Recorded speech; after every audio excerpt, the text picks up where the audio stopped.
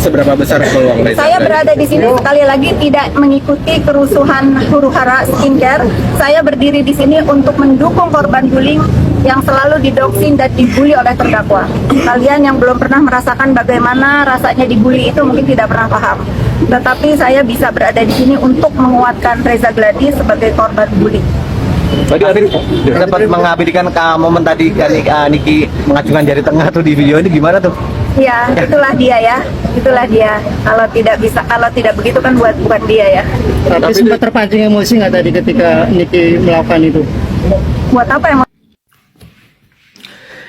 Di video ini ada tiga, sebenarnya tiga ya, tapi gue pikir buat apa Panda dibahas gitu. Ada dua aja, dua. Yang pertama, kok belakang itu orang-orang Ambon semua? Kenapa sih? Kenapa harus bawa-bawa suku? Ada kasus apa gitu nih, si orang ini selalu bawa-bawa sukunya gitu. Padahal dia itu nggak 100% orang Ambon loh. Dia itu nggak 100% orang Ambon. Dia bapaknya kalau nggak salah keturunan, bapaknya itu keturunan Ambon gitu.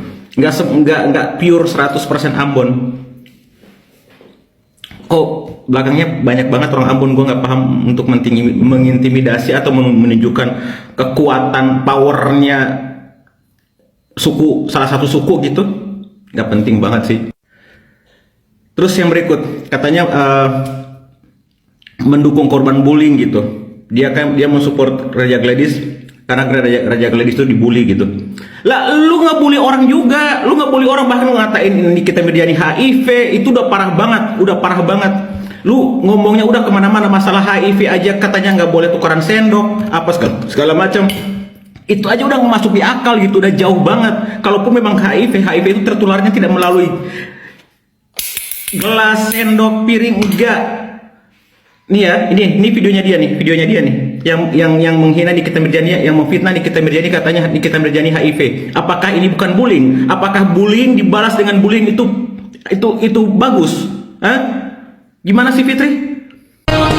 Aku barusan ditelepon lagi makan sampai berhenti makan. Ini berita yang perlu aku sampaikan. Terdekat nih sampean.